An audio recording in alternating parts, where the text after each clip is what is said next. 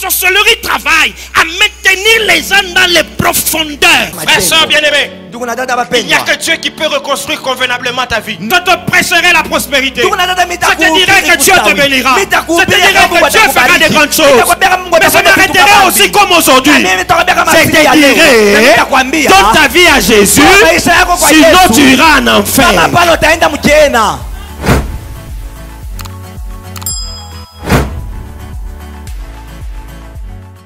Père éternel, nous te louons, nous te levons, nous t'exaltons, nous te glorifions.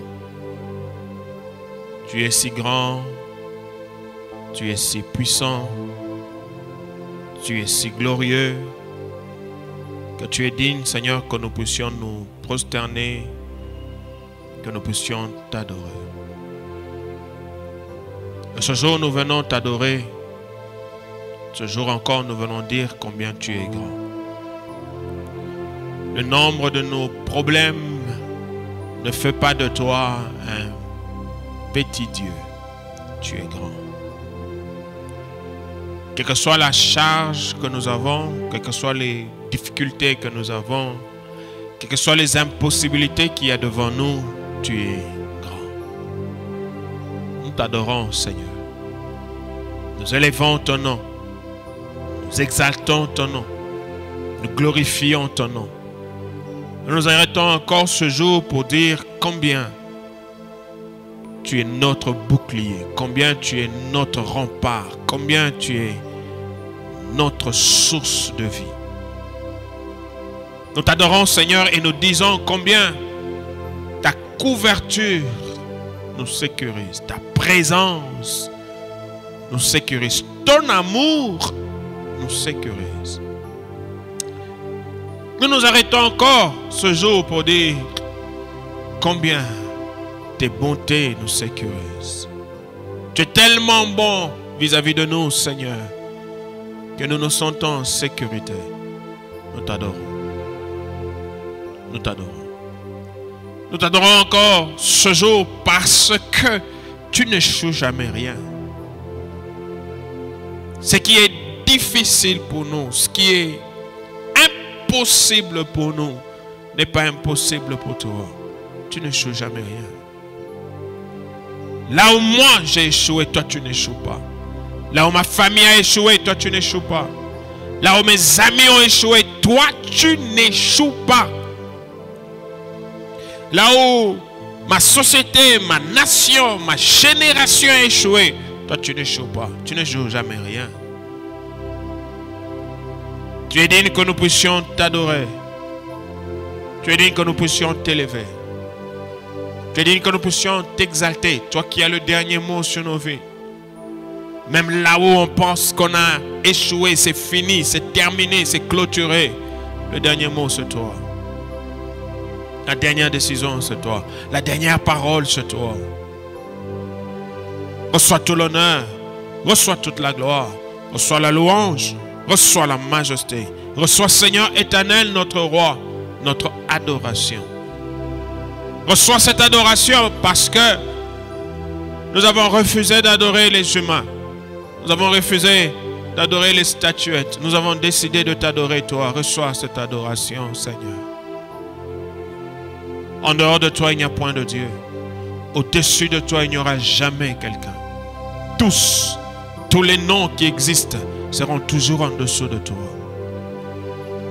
Au-dessus de toi, il n'y aura point de force. Toutes les forces qui existent sont sous toi. Rien n'existera au-dessus de toi. Aucune personne, aucun être ne sera au-dessus de toi. Nous t'adorons, nous t'élevons, nous te glorifions. Tu n'as jamais peur de quoi que ce soit. Nous, ça nous arrive d'avoir peur. Au regard des situations, nous tremblons, nous nous posons des questions. Toi, tu ne te poses aucune question. Alléluia. Tu ne te poses aucune question. Tu agis. Tu es l'alpha, l'oméga. Tu connais quand les choses commencent et tu connais quand elles doivent se terminer. Tu connais quand te lever, agir. Tu connais quand garder le silence. Et ton silence ne signifie pas ton absence. Je t'adore. Je te lève. Béni sois-tu pour ta présence ce jour. Béni sois-tu pour ta présence ce jour. Béni sois-tu, Seigneur, pour ta couverture ce jour. Nous voulons que tu nous parles. Nous voulons, Seigneur éternel, que tu nous annonces ta pensée, que tu nous enseignes. Nous voulons, oh Dieu, que ta parole nous touche, que ta parole nous fasse croître, que ta parole nous illumine. Ce que nous avons oublié, que nous puissions nous rappeler. Ce que, oh Dieu, nous ne connaissions pas, que nous puissions l'avoir. Et dans ce 21e siècle, que nous puissions marcher en comptant sur toi, en ayant le regard fixé sur toi. Plusieurs choses, Seigneur, se présentent devant nous. Nous invitent à compter sur elles. Mais nous voulons compter sur toi. Parle-nous. Enseigne mon cœur. Enseigne au cœur de mon frère. Enseigne au cœur de ma soeur. Saint-Esprit, prends-nous en charge et utilise-nous puissamment. Au nom de Jésus-Christ, nous avons prié, nous disons Amen. Alléluia. Bien-aimés dans le Seigneur, Shalom. Bénissons le Seigneur pour la vie qu'il nous donne. Nous bénissons le Seigneur pour la force, l'énergie et cette faveur qui nous accorde d'être dans sa présence, mais aussi de partager sa parole. Depuis le mois de mai, nous sommes en train de partager sur un sujet que nous avons intitulé « Trône de grâce, source de montée ». Et petit à petit, nous sommes en train de voir des éléments qui vont nous aider à recourir chaque fois dans notre vie au trône de grâce. Nous avons dit que le trône de grâce est d'un accès facile. Le trône de grâce n'est pas un trône où il faut beaucoup d'audience pour qu'on te reçoive. Non, le trône de grâce est un accès et d'un accès facile. Tu peux aller au trône de grâce. Tu peux invoquer le trône de grâce. Tu peux aller auprès de celui qui est assis sur le trône de grâce sans que personne, alors personne ne t'arrête et ne t'interdise.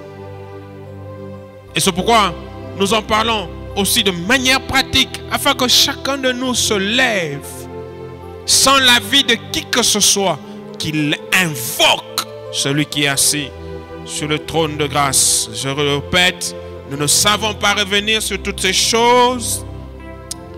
Nous t'exhortons à aller sur notre page, à aller sur notre chaîne YouTube et à suivre tous les messages que nous avons commencé depuis le mois de mai. Laissez-moi lire nos deux passages de base, passages phares. Et aujourd'hui, nous allons ajouter un autre sous-point dans ce que nous sommes en train de voir. Hébreux chapitre 4, verset 16. Hébreux 4, verset 16. Approchons-nous donc avec assurance du trône de la grâce, afin d'obtenir miséricorde et de trouver grâce pour être secouru dans nos besoins. Je reprends, et c'est magnifique et merveilleux ce passage. Approchons-nous donc avec assurance du trône de la grâce, afin d'obtenir miséricorde et de trouver grâce pour être secouru dans nos besoins. Ecclésiaste chapitre 9, verset 11. J'ai encore vu sous le soleil que la course n'est point aux agiles, ni la guerre aux vaillants, ni le pain aux sages, ni la richesse aux intelligents, ni la faveur aux savants, car tout dépend pour eux des temps et des circonstances. Car tout dépend pour eux des temps et des circonstances. Nous sommes en train de voir comment monter par le trône de la grâce. Nous avons dit, première chose, en obtenant miséricorde. Deuxième chose, en trouvant grâce. Et troisième chose que nous avons vu dimanche passé, c'est de nous approcher avec assurance. nous approcher avec assurance. Comment monter par ce trône? Il faut s'approcher de ce trône avec assurance. Et nous nous sommes posé la question de savoir comment le faire avec assurance. Pour s'approcher de ce trône et vivre son secours, qu'est-ce que nous devons faire? Pour s'approcher de ce trône et vivre son secours, le problème n'est pas seulement de s'approcher. Le problème, c'est de s'approcher et de vivre le secours du trône. Qu'est-ce qu'il nous faut faire? La première des choses, nous devons arrêter de nous approcher des autres trônes. Nous l'avons si bien expliqué dimanche passé. Tu retrouves ça sur notre chaîne. Arrêtez de nous approcher des autres trônes. Et la deuxième des choses sur laquelle nous allons nous attarder aujourd'hui et finir ce sous-point, c'est connaître son identité vis-à-vis du trône. Connaître son identité vis-à-vis du trône. Qui es-tu vis-à-vis du trône de la grâce? C'est un facteur très important. Qui es-tu vis-à-vis du trône de la grâce? Es-tu un étranger ou es-tu un familier? Qui es-tu vis-à-vis de la personne vers qui tu vas pour poser ton problème? L'assurance vient dans la vie de quelqu'un en se basant sur ce qu'il connaît de lui et sur ce qu'il connaît de la personne qu'il y a devant lui. Je réponds. L'assurance se dépose dans la vie de quelqu'un en partant du fait que cette personne se connaît vis-à-vis de la personne devant qui il va poser son problème. Est-ce que tu te connais? Est-ce que tu connais qui tu es? Bien-aimés frères et sœurs, vis-à-vis de celui qui est assis sur le trône de la grâce, tu monteras devant lui avec beaucoup d'assurance. Je répète, le problème n'est pas de s'approcher du trône. Le problème, c'est de s'approcher avec assurance. Quand tu t'approches sans assurance, alors il n'y a pas de secours pour toi. Qui es-tu vis-à-vis du trône? 1 Jean, chapitre 3, verset 2 dit, bien-aimés, nous sommes maintenant enfants de Dieu. Nous sommes maintenant enfants de Dieu. Est-ce que tu es un enfant de Dieu? Si tu n'es pas un enfant de Dieu, je te propose une solution. Donne ta vie à Jésus. Laisse Jésus entrer dans ta vie. Ouvre-lui ton cœur. Et qu'il entre, qu'il dirige ta vie comme Seigneur et Sauveur. Mais si tu es enfant de Dieu, il faut que tu saches que le trône de grâce t'attend. Et sur ce trône, il y a ton Père. Frères et sœurs, ça fait toute la grande différence. Parfois nous prions, nous allons vers le Seigneur, nous crions, nous faisons tout ce que nous faisons, mais nous ne nous rendons pas compte que nous sommes fils de Dieu, enfants de Dieu. Et celui à qui nous parlons, c'est notre Père. J'aime bien observer les enfants. Tu as été toi-même enfant. Observe un peu les choses. Quand un enfant va vers son père, il sait que c'est son père. Quand il va poser son problème, il a de l'assurance. Il sait que celui à qui je parle là, c'est mon papa. Il va m'écouter, il va réagir. Quand celui vers qui tu vas parler, ce n'est pas ton père, tu te poses déjà beaucoup de questions. Quand celui à qui tu vas demander, tu n'as aucune relation avec lui, tu te poses déjà des questions. Il n'y a pas d'assurance. Mais quand celui à qui tu vas demander, il y a une relation entre toi et lui, tu as de l'assurance que partant de la relation là, quelque chose va arriver. Et Dieu, qui est notre Père, est toujours favorable et prêt pour ses enfants. C'est ainsi que, frères et sœurs, En allant au trône de la grâce, tu dois savoir qui tu es. Tu dois savoir quelle est la relation qui me lie avec le trône de grâce. Si tu ne connais pas cette relation, si tu ne sais pas qui tu es, alors tu manqueras d'assurance même dans tes prières. Je crois que je l'ai dit dimanche passé. C'est bien qu'on t'acclame, tu pries beaucoup, tu es dans les montagnes, tu jeûnes beaucoup, tu es tout le temps à l'église. C'est bien, c'est beau, c'est merveilleux. Mais si tu fais toutes ces choses-là sans assurance, ça ne te produit pas la vie. Ça ne te produit pas le secours dont tu as besoin. Qui est Dieu pour toi? Qui es-tu par rapport au trône de la grâce? Est-ce que tu te reconnais comme fils? Est-ce que tu te reconnais comme héritier du trône?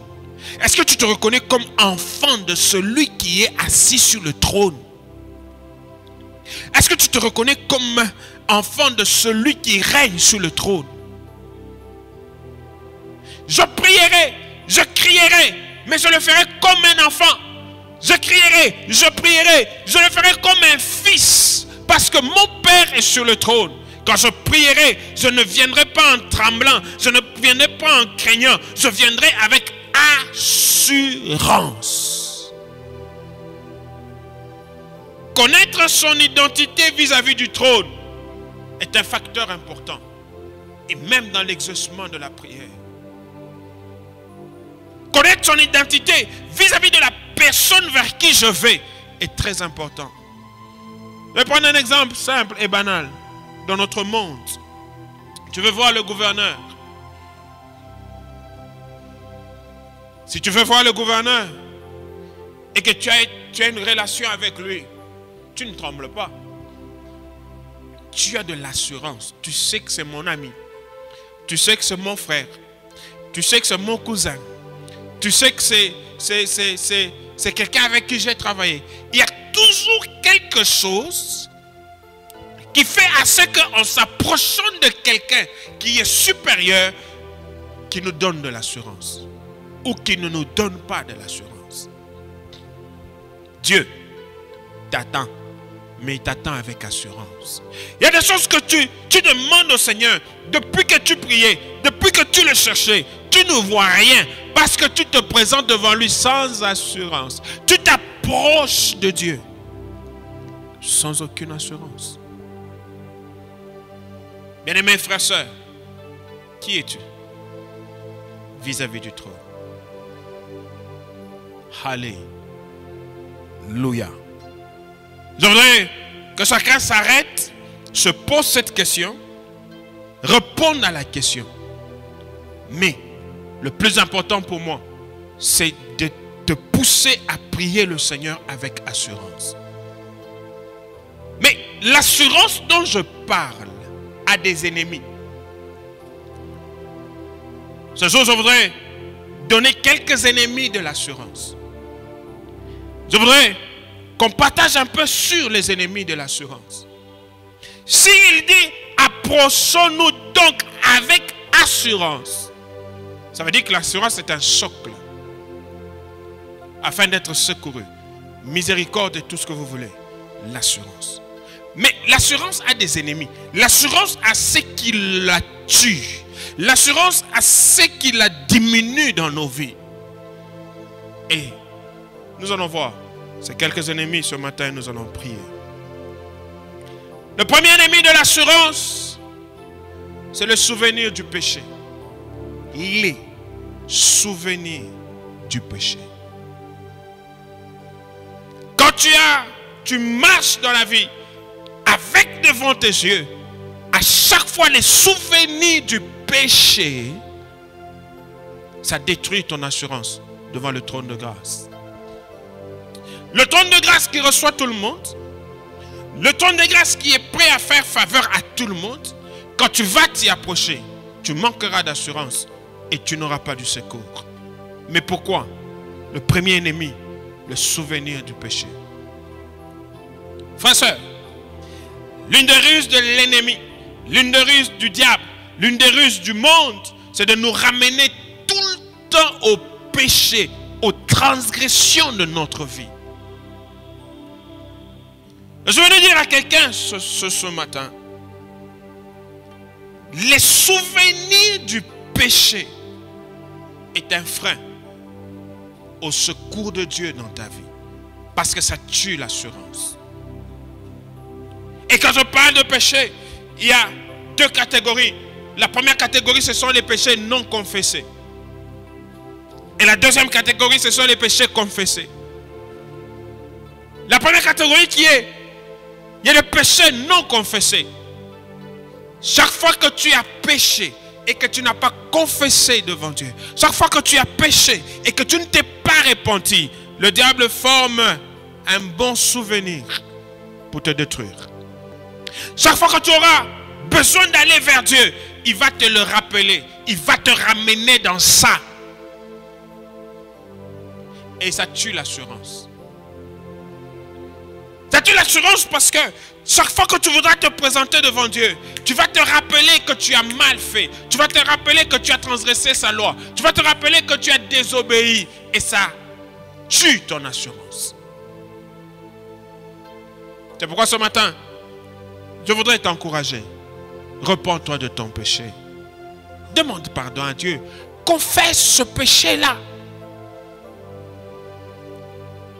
En matière de péché, il n'y a pas 4 solutions. La solution, c'est la confession. Confesse le péché.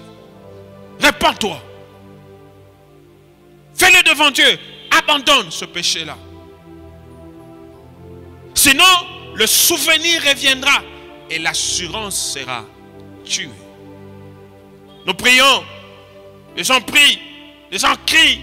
Mais pendant qu'ils prient là, l'ennemi lui rappelle tout le temps le souvenir du péché non confessé. Tout le temps. Et ça diminue sa force dans la prière. Ça diminue son zèle dans la prière. Ça diminue sa ténacité dans la présence de Dieu. Parce qu'on lui rappelle tout le temps qu'il a transgressé, qu'il a mal fait.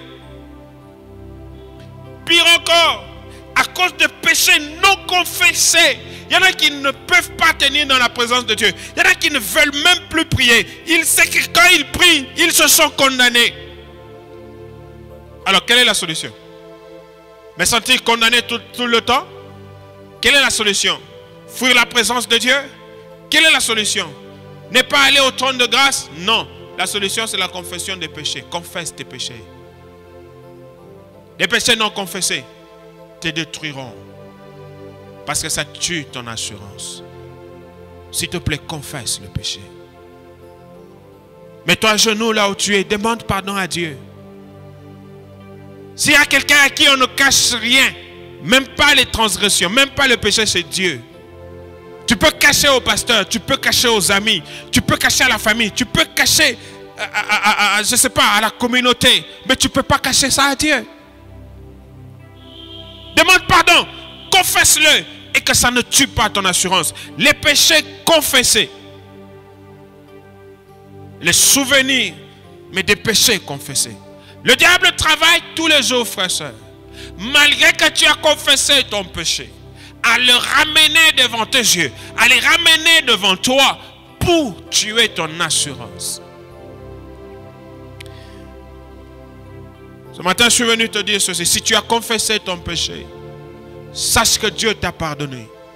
Mais sache aussi que Dieu t'a purifié et qu'il a oublié les dossiers. Alléluia. La Bible dit, le pardon se trouve auprès de toi afin qu'on te craigne. Frère, sœur, il n'y a personne qui peut te pardonner comme Dieu. Il n'existe pas. Si tu as confessé, tu as demandé pardon, sache qu'il t'a pardonné. Le reste là, c'est le travail de l'ennemi pour te ramener au souvenir de ce péché-là. Pour te dire, tu es sûr. Est-ce que tu es sûr que Dieu t'a pardonné? Est-ce que tu es sûr que le sang de Jésus t'a purifié? Et le diable travaille tous les jours à nous ramener à ces anciens péchés, à ces péchés confessés pour tuer notre assurance. Résiste au diable, il fuira loin de toi. Garde ton assurance devant le Seigneur. Cela va attirer le secours. Alléluia. Le souvenir du péché est un ennemi de l'assurance. Deuxième ennemi, nous allons prier. Deuxième ennemi de l'assurance, c'est le souvenir des échecs. Le souvenir des échecs. Frères et sœurs, il nous est tous arrivé d'échouer, d'avoir des résultats qu'on n'attendait pas, qu'on ne voulait pas, d'avoir des résultats autres que ce qu'on attendait. Il nous est arrivé de prier, jeûner et puis de rien voir. Je vais mettre ça sur le compte de l'échec, mais je parle comme un humain. Il nous est arrivé de chercher Dieu, de faire tout ce qu'on devait faire et puis on n'a rien vu. C'est devenu comme un échec. Et chaque fois que tu veux revenir encore devant Dieu, le diable te rappelle, mais tu avais prié hier, tu n'as rien vu. Chaque fois que tu veux revenir devant le trône de grâce, le diable te rappelle, mais il y a 5 ans, tu as prié pour le même dossier, ça n'a pas marché. Tu penses qu'aujourd'hui ça va marcher. Souvenir de l'échec. Et ça tue ton assurance. Bien-aimés frères et sœurs, je suis venu te rassurer ce matin que si tu as prié et que tu n'as pas vu quelque chose, je suis venu juste te rassurer que tu n'as pas encore vu, mais tu vas voir. La prière ne meurt jamais. Et ce qu'il faut savoir comme enfant de Dieu, je peux prier aujourd'hui, ne pas avoir de résultats physiques, mais quelque chose a bougé, même dans l'invisible. Oh, ça doit partir de l'invisible vers le visible. Que le diable ne te dise jamais tu as échoué dans la prière. Ne te laisse jamais convaincre que ta prière a échoué. La prière n'échoue jamais. Dis-le avec moi, la prière n'échoue jamais. Le diable travaille dans les souvenirs des échecs. Tu as prié pour une chose 3 fois, 4 fois, 5 fois. Tu as l'impression que le ciel ne t'a pas écouté. Tu as l'impression que tu as passé du temps inutilement. Dès que tu as un autre problème et que tu veux te mettre à prier, il vient te dire laisse seulement. Laisse seulement. Il n'y aura pas de résultat. Tu vas encore échouer comme la fois passée. Le souvenir des échecs détruit l'assurance. Ne laisse pas le diable te tromper. Nous allons prier. Nous allons arrêter là ce matin. Connaître ton identité vis-à-vis du trône augmente l'assurance. Mais cette assurance a des ennemis. Le souvenir du péché et le souvenir des échecs. Je voudrais prier ce matin avec quelqu'un. Tu as un péché non confessé. Je voudrais prier avec toi. Là où tu es, là où tu me suis, dans ton véhicule, dans ta chambre, je ne sais pas moi, au boulot, je ne sais pas moi. Je veux prier avec toi. Demande pardon à Dieu pour ce péché. Confesse-le. Et qu'il puisse avoir pitié de toi. Et que tu puisses te débarrasser de ce péché. Tu peux faire semblant le cacher devant les humains. Mais ce péché te détruit. Ça détruit ta communion avec Dieu. Est-ce que je peux prier avec toi? De là où tu es, prions ensemble. Père, dans le nom de Jésus, je prie pour cet homme qui est en train de confesser son péché, qui est en train de demander pardon de son péché. Pardonne, Seigneur. Reçois-le, s'il te plaît, agrée-le. Tu es juste et fidèle pour nous pardonner et nous purifier. Seigneur, pardonne et purifie-le, sanctifie-le, qu'il soit agréable et qu'aucun souvenir de ce péché ne détruise son assurance. Au nom de Jésus. Amen. Je voudrais prier avant de finir avec une autre catégorie. Toi qui as prié et tu as l'impression que Dieu ne t'a pas écouté, ça t'a découragé, tu manques d'assurance. Je veux prier avec toi. Nous allons dire, Seigneur, remplis nos cœurs d'assurance.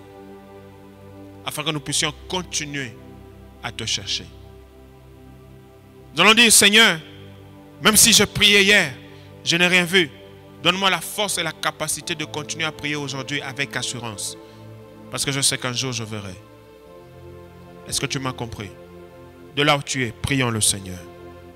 Saint-Père, je prie avec cet homme, cette femme, qui a l'impression que ses prières ne sont pas entendues, qui a l'impression qu'il est en train d'échouer dans la prière. Il a prié 2 ans, 3 ans, 4 ans, 5 ans, peut-être même plus, peut-être moins encore, sur un sujet, et il n'a rien vu. Je prie avec lui. Remplis son cœur d'assurance et relève-le dans la prière. Le trône de grâce est un trône d'un accès facile. Aide chacun d'entre nous à continuer à prier, à continuer à s'approcher du trône, mais avec assurance. Béni soit ton nom, Père, au nom de Jésus-Christ. Amen. Que le Seigneur te bénisse abondamment et bon mois de juin, qu'il te fasse beaucoup de bien au courant de ce mois. Shalom.